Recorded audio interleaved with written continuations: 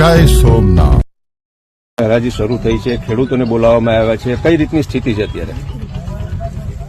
ગુજરાત સરકારે સમગ્ર ગુજરાતમાં જે ટેકાના ભાવે મગફળી ખરીદીની જે પ્રક્રિયા દર વર્ષે કરવામાં આવે છે એ પ્રમાણે ચાલુ વર્ષે પણ અતિવૃષ્ટિ અને કલ્પના બારોબારનો વરસાદ હોવા છતાં સમગ્ર ગુજરાતમાં આજે મગફળીની ખરીદીની શરૂઆત થઈ છે.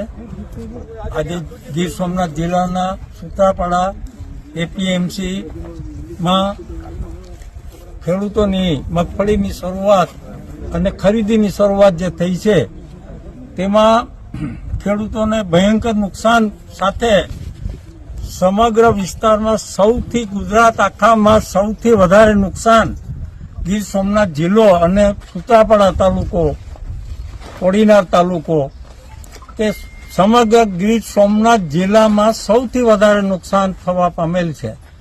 અને આજે સમગ્ર ગુજરાતમાં જે ખરીદી સાથે જે આજની શરૂઆત થઈ છે તે પૈકી આજે આપને કહેવામાં આવે છે કે ખેડૂતોને દર વર્ષની ખરીદીમાં આ વખતે ભેજનું પ્રમાણ 8% સુધી ખેડૂતોને ભેજનું પ્રમાણ 8% હોય તો પણ વહેલી ગણવામાં આવ્યું છે.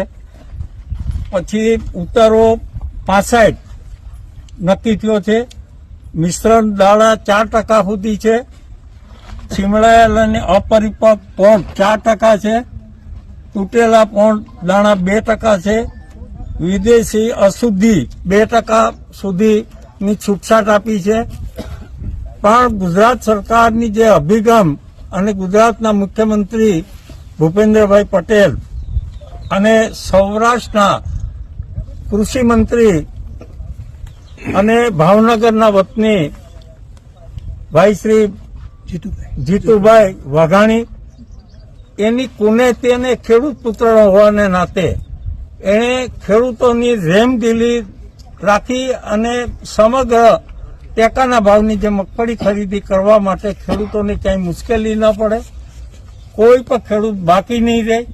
જેટલી નોંધ થઈ છે એ પ્રમાણે ખરીદી સંપૂર્ણપણે, કદાચ 5 દિવસ લંબાવવા પડશે તો પણ એ ખરીદી એક પણ ખેડૂતની ખરીદી બાકી નહીં રહે એવું આશ્વાસન સાથે આજે શરૂઆત થઈ છે. અને હર હંમેશ ગુજરાતમાં ગીર સોમનાથ જિલ્લો જે ચારેય એપીએમસીની ખરીદીમાં ક્યારેય પણ કોઈ પણ ખેડૂતની ફરિયાદ આવવા પાત્ર રહી નથી. ને આ વખતે પણ સારી રીતે સૌ ખેડૂતોને સંતોષ થાય એ રીતે ખરીદીની આ શુભ શરૂઆત થઈ છે. ભગવાન સોમનાથ, આપણા સોમનાથ દાદાની કૃપાથી દરેક ખેડૂતને જે નુકસાની થઈ છે, આપણે સરકારે હમણાં મોટું પેકેજ પણ આપ્યું છે. અને પેકેજ હું કહું છું કે આઝાદીના ઇતિહાસમાં પહેલી વખત 10,000 કરોડ રૂપિયાનું પેકેજ આપ્યું છે. અને આ પેકેજ ભૂતકાળમાં ક્યારેય કોઈ ખેડૂતોને આપ્યું એવડું મોટું પેકેજ નથી મળ્યું.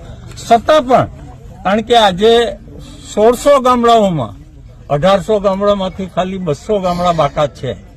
1600 ગામડામાં આ ખેડૂતોને નુકસાન થવા પામેલ છે. અને આ નુકસાની ખેડૂતોને તો આ પામાં પાસેરી જીવું એ સામાન્ય, હજી એની મજૂરી પર પૂરી આવડું મોટું વળતર હોવા છતાં મળવા પાત્ર જે થયું છે એમાં ખેડૂતોનો સંતોષ છે.